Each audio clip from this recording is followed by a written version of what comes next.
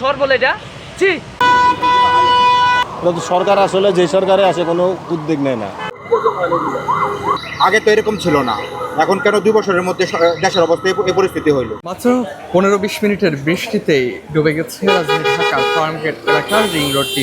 দর্শক যেমনটি দেখছেন যে জলাবদ্ধতা সৃষ্টির কারণে বাইক চালক সহ যে সিএনজি সহ প্রাইভেট কারের যে রয়েছে এবং রিক্সা সহ বেশ কিছু যানবাহন যে যাতায়াত করছে, দেখছেন যে পানি কিন্তু চাকা অবধি ডুবে গেছে। আমরা যেমনটি দেখছি এই 13 বছরের থেকে আমি দেখতেছি এই অবস্থা, বৃষ্টি হইলেই এখানে পানি জমে, সমুদ্র সাগরের মতো হয়ে যায় বৃষ্টি হওয়ার সাথে সাথে। এটা তো সরকার আসলে যে সরকারে আসে কোনো উদ্যোগ নেয় না, এগুলো তো এমপিদের দায়িত্ব।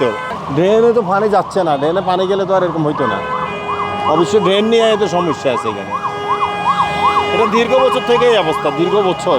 একটু বৃষ্টি হলে ঢাকা শহরে বন্যা হয়ে যায়, তাহলে আমাদের সাধারণ জনগণ আমরা কিভাবে চলাফেরা করবো? আমরা তো হাঁটতে, এই জায়গায় আমরা জুতা নিয়ে হাঁটতেছি। আমরা মনে করি যে এটাকে পরিকল্পিত শহর হওয়ার জন্য, একটা পরিকল্পিত নগরের জন্য যা করা দরকার সরকারকে তা করতে হবে। আগে তো এরকম ছিল না, এখন কেন 2 বছরের মধ্যে দেশের অবস্থা এই পরিস্থিতি হইল?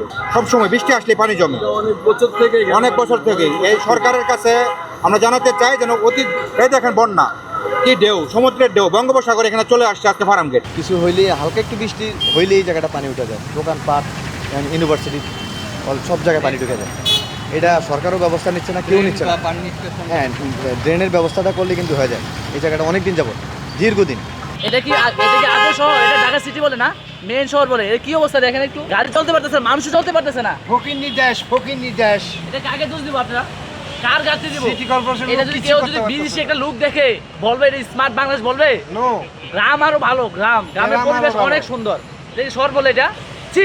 কোনো খাল কিংবা ডোবা কিংবা এটি জলাবদ্ধ এলাকা নয়, এটি রাজধানী ঢাকার অন্যতম সড়ক, রাজধানীর ফার্মগেট এলাকার গ্রিন রোড এলাকা, যা দিয়ে প্রতিদিনই ভালোভাবেই গাড়ি চলাচল করে। আপনারা যেমনটি দেখছেন যে বেশ কিছু গাড়ি চলাচল করছে, যাদের চাকার পুরো অংশটি কিন্তু ডুবে গেছে।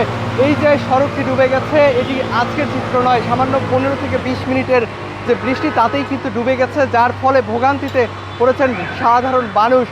এই ভোগান্তির কবে স্বস্তি মিলবে সেই প্রশ্নই এখন সাধারণ মানুষের মনে।